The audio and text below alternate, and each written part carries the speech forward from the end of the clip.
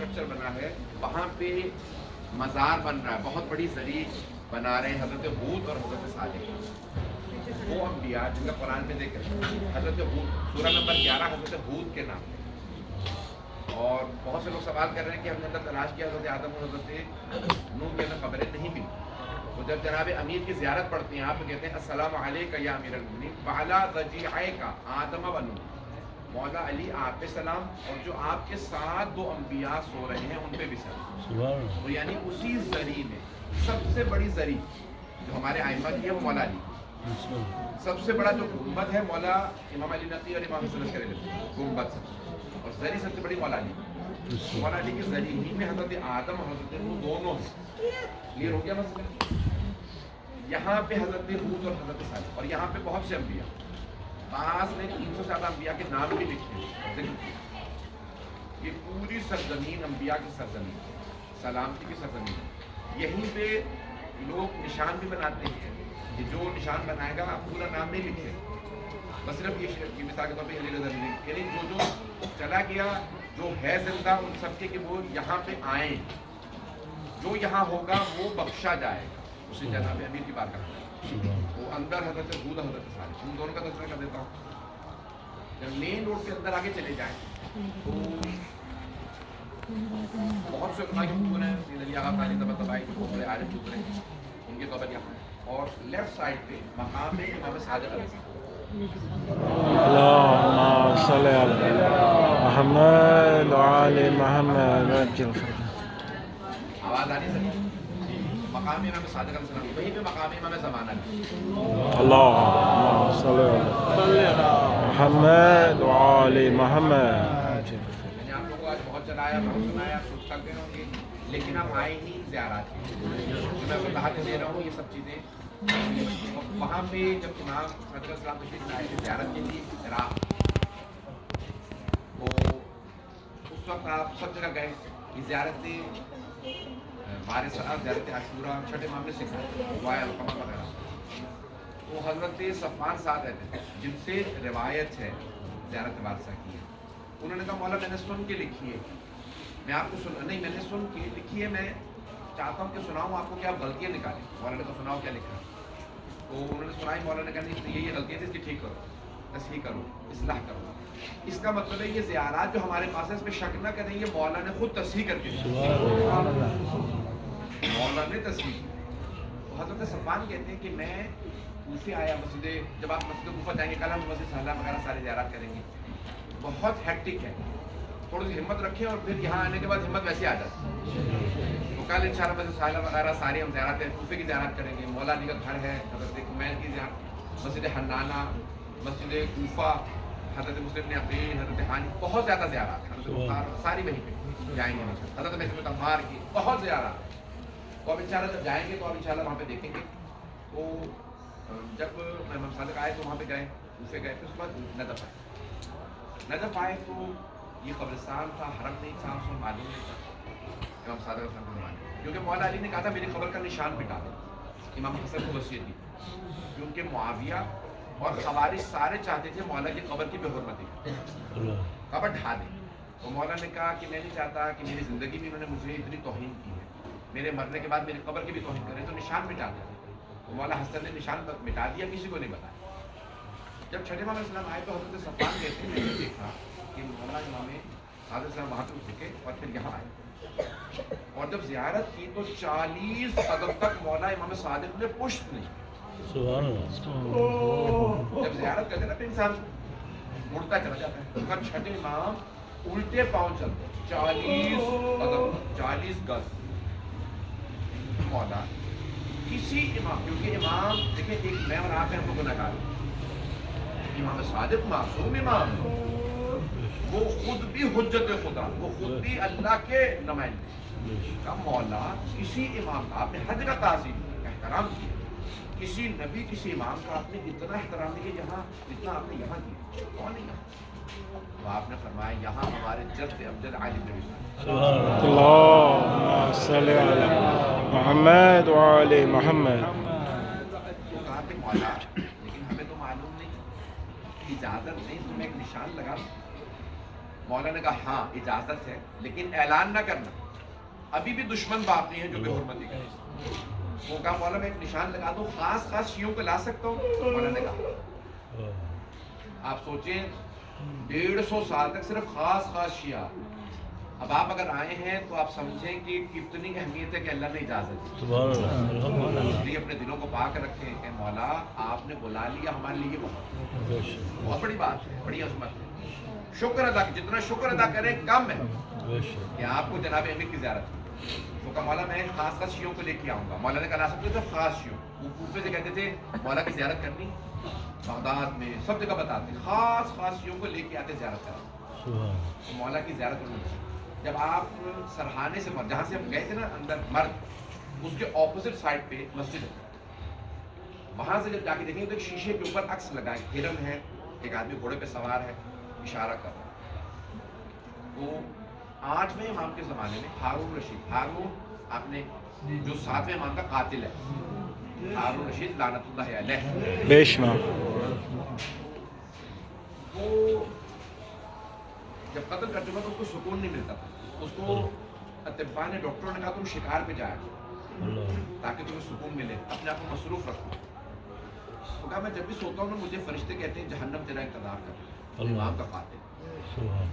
وہ بہت زیادہ خوفزدہ ہوتا تھا کہ کیا ہے میرے ساتھ۔ بہرحال شکار پہ آیا تو کوفے سے باہر اس نے ایک ہرن کو دیکھا، اس نے کتوں کو دوڑا تو کتے ہرن کے پیچھے دوڑنے لگے۔ اس مقام پہ آ کے کتے رک گئے اور ہرن آگے جا کے بیٹھے،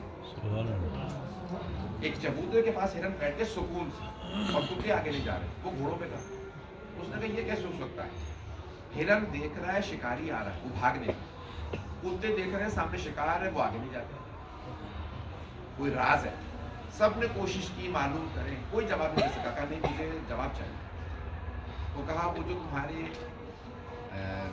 شیعوں کے جو امام ہیں امام رضا کون سے پوچھا، 8ویں امام کی امامت کا دور۔ امام نے کہا جہاں پہ ہرن نے پناہ لی وہ میرے جد امجد کے قبر، اس نے مولا علی کی پناہ لے لی، اور کتوں کو پتا ہے کہ جب علی کی کوئی پناہ میں ہو تو قریب نہیں، وہ نجس ہیں کتے، اور وہ مولا کیونکہ پاک ہے اس کے قریب نہیں۔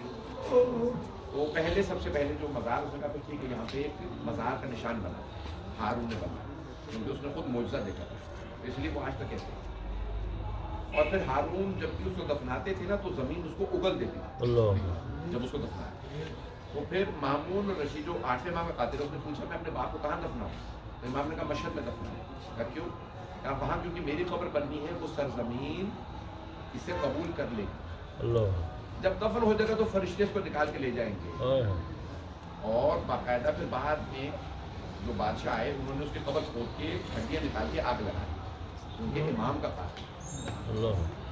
تو یہ ساری سرزمین بڑی مقدس سرزمین، یہاں پہ جب بارش ہوتی ہے تو بارش کے قطرے وہ جو پتھر ہے نا انہیں در بنائے، جس کو کہا جاتا ہے در نجف، اور اس در نجف کو، یہ جو میں نے پہن رکھا ہے، علماء کہتے ہیں معصوم نے فرمایا جتنی دفعہ در نجف کو دیکھو گے زیارت کرو گے مولا علی کے گنبد کی زیارت کرو گے۔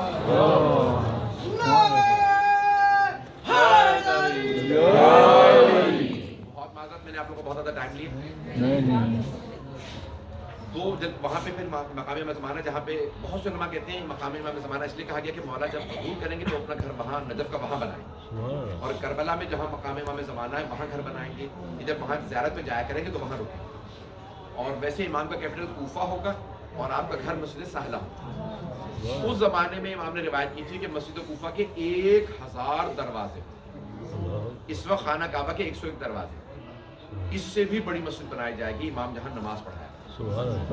اور یہاں تک روایت میں تھا کہ لوگ باقاعدہ جیسے مشین آتی ہے نا، جیسے ٹرین ہوتی ہے جو لٹکی ہوئی ہوتی ہے، اس زمانے میں امام نے تقریباً ایسا نقشہ کھینچا کہ لوگ اس طرح سے آئیں گے مسجد میں آیا کریں گے۔ تو لوگ اس زمانے میں کہتے تھے ایسا کیسے ہو سکتا ہے، یہ پتہ نہیں کہاں کی باتیں کر رہے ہیں، کیا ہوگا۔ امام نے کہا تم نہیں سمجھ سکتے، اس زمانے میں دنیا بھر سے لوگ امام کے ہاتھ چومنے، قدم چومنے آئے۔ تو یہ سب کچھ اللہ ہمیں دکھائے، دیکھنا نصیب ہے۔ یہ سب مسئلے ہم انشاءاللہ کل جب جائیں گے تو میں آپ کو وہاں پہ زیارت کروں۔ آج مختصراً سن لیجیے، تو وہ مقام امام زمانہ وہاں پہ کنواں ہے، ہم نہیں جا سکتے، رات کا وقت ہے، وہ بھی ویسے بھی بند ہے۔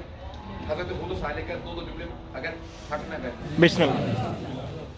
سورہ ہود اور سورہ حضرت صالح, یہ حضرت آدم کو کہا, حضرت نوح کو کہا جاتا ہے آدم صالح, دوسرے نوح, یعنی سارے اللہ قرآن میں کہتا ہے باقون سارے انسان ختم ہو گئے تھے, صرف حضرت نوح کی نسل باقی. اس کے بعد جناب نوح, ان سے پہلے حضرت صالح. حضرت ہود نے تبلیغ کی, لوگوں کو لوگ ایمان لے آئے, اور حضرت ہود نے کہا تھا کہ ریشم سے آندھی چلے گی, طوفان چلے گی, اور ہم سب فریز ہو گئے. حضرت ہود کا دور جیسے کہتے ہیں نا, انگلش میں کہتے ہیں اسٹوننگ, لوگ پہاڑ کاٹ کاٹ کے رہتے تھے. آپ نے دیکھی ہوگی تصویر, ابھی بھی دیکھیں نا, تو یمن میں موجود ہے. اس پورے خطے کے اندر ابھی بھی ایسی جہاں پہ پہاڑ کاٹ کے لوگ پہاڑوں کے اندر رہتے تھے, غار کٹے ہوئے, دیواریں بن رہے, سب کچھ وہاں پہ بھی موجود ہے. یمن میں بھی ہے اور لوگوں کے لیے. تو انہوں نے جب تبلیغ کو تسلیم نہیں کیا تو اللہ نے کہا کہ ہود ان کو بتا دو کہ سرد ہوا چلے گی جو ان سب کو مار. حضرت صالح کے لوگوں نے کہا کہ ہمارے لیے کوئی اللہ کا معجزہ مانگو. تو حضرت صالح نے کہا پروردگارا ایک اونٹنی عطا فرما. تو پہاڑ پھٹا, اس میں سے ایک اونٹنی باہر. اونٹنی کے ساتھ ایک بچہ بھی تھا, عربی میں کہتے ہیں فصیل, فے سواد یہ لام, فصیل بچہ تھا اونٹنی کے ساتھ. تو کہا یہ کیا؟ تو جناب صالح نے, سواد الف لام ہے صالح, حضرت صالح نے اپنی امت سے کہا ایک دن یہ بچہ اونٹنی کا دودھ پیے گا, ایک دن ساری امت کے لیے اونٹنی دودھ, بس ایک اونٹنی ساری امت کے لیے. تو کہا یہ کیسے ہو سکتا ہے, اتنا اونٹ کیسے, یہ اونٹنی ایک اونٹنی اتنی بڑی بستی کو سب کو سیراب کرے. تو کہا ہی ناقۃ اللہ, اللہ بنا, یہ اللہ کی اونٹنی, اللہ نے بھیجا, جیسے اللہ کا گھر ہے یہ اللہ کی اونٹنی, یہ معجزہ زندہ. تو ایک آدمی تھا, سب اس کا نام لکھا ہے غدار, قاف سے غدار. کچھ لوگ کہتے ہیں کہ غدار بھی وہیں سے نکلا. اس خبیث نے کیا کیا, لوگوں کو ورغلایا. کہ کیسے ہو سکتا ہے اونٹنی اتنا دودھ دے, اس کا کوہان کاٹتے ہیں تاکہ دیکھیں کہ اتنا دودھ آتا کہاں سے. تو سب کو اس نے ورغلایا. 4 آدمیوں نے اس کی بات کو مان لی, باقی سب تماشا دیکھتے رہے. اس نے اونٹنی کا کوہان کاٹا, اونٹنی شہید ہو گئی. اس کا جو بچہ تھا وہ پہاڑی پہ چڑھ گیا. کہا پروردگارا انہوں نے میری ماں کو مارا, میں ان کو بددعا دے رہا ہوں, تو میری بددعا قبول کر. اللہ نے جناب صالح پہ وحی نازل کی, کہا صالح وہ مظلوم بچہ تھا, میں نے بددعا سنی, اپنی امت کو کہہ دو عذاب بھیج رہا ہوں, 3 دن کی مہلت ہے, پھر عذاب آ جائے. کہا کہ پروردگارا کچھ لوگوں نے مارا, باقی لوگوں کا کیا قصور تھا؟ کہا وہ سب تماشا دیکھتے رہے, کسی نے روکا ہی نہیں. کوہان کاٹ دیا, وہ اتنی شہید ہو گئی. اب جب عذاب آیا تو اتنی چیخیں آئیں کہ ان کے کانوں کے پردے پھٹ گئے, وہ اس سے مر گئے. 3 ہستیوں نے ناقہ حضرت صالح کا حوالہ لیا. حضرت صالح کیا 3 اہل بیت کی ہستیوں نے جناب صالح کی اونٹنی کا حوالہ. پہلی جناب سید, جب آئی نا دربار میں, وہ کہا کہ نہیں ہم نہیں آپ کو حق دیتے, آپ کا حق نہیں بنتا. بیوی کی تقزیب کی جھٹلا دیا. تو اس وقت بیوی نے جملہ کہا کہ تمہارے نزدیک حضرت صالح کی اونٹنی کے بچے کے برابر بھی میرا مقام نہیں. اونٹنی کے بچے نے بددعا کی تھی, اللہ نے عذاب دی. میں تمہارے نبی کی بیٹی, مجھے نہ رلاؤ, مجھے اذیت مت دو, مجھے نہ ستاؤ کہ میں بددعا دے دوں, میری بددعا تمہیں لگ جائے. دوسری ہستی جنہوں نے حضرت صالح کی اونٹنی کے بچے کا حوالہ دیا, حضرت سکینہ.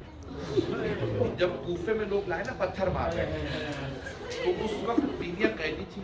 تو جناب سکینہ نے کہا پھوپھی اماں, جب میرے بابا سینے پہ سناتے تھے نا, مجھے انبیاء کے واقعات سناتے. پھوپھی اماں ایک مرتبہ میرے بابا نے حضرت صالح کا واقعہ سنایا کہ امت نے اونٹنی کو مارا, حضرت اللہ نے حضرت ناقہ صالح کے بچے کی بددعا سنی. پھوپھی اماں مجھے اتنا بتائیں, میرا مقام زیادہ ہے, یہ حضرت صالح کی اونٹنی کا مقام زیادہ ہے. کہ بیٹی آپ کا مقام زیادہ, آپ حسین کی بیٹی. کہ پھوپھی اماں میں بددعا کروں گی, بس آپ آمین کہیں. انہوں نے ہمیں بہت ستایا, یہ اپنا صدقہ ہمیں دیتے ہیں, یہ ہمیں پتھر مارتے. تو اس وقت جناب زینب کبریٰ رونے لگی اور کہا بیٹی بددعا سے پہلے بابا کے سر کو دیکھو. نیزے پہ سر تھا. کہ بیٹی بددعا نہ کرنا, آپ بددعا کرو گی اللہ ان پہ عذاب بھیجے. ان کا عذاب آخرت میں, آل محمد کے دشمنوں کا عذاب آخرت میں, کہ ان کے لیے جہنم ہے. بیٹی بددعا نہ کرو. اور تیسرے امام محمد تقی علیہ السلام جب انہیں زندان میں لے کے گئے تو آپ نے فرمایا اے عباسیوں اتنا ظلم نہ کرو کہ ہم بد دعا دیں۔ حضرت صالح کی اونٹنی کے بچے کے مقام کو تم نہیں سمجھ سکتے۔ اونٹنی کا بچہ تھا، جب رو کے اس نے کہا نا پروردگارا تم نے مجھے جو میری ماں دی تھی انہوں نے مجھ سے ماں چھینی۔ انسانوں میں باپ مر جائے تو بچے کو کہتے ہیں یتیم، جانوروں میں ماں مر جائے تو کہتے ہیں یتیم، پروردگارا نے مجھے یتیم کر دیا۔ تو آئیں بھئی یہ دونوں کی زیارت پڑھیں گے مجھے ساتھ اور پھر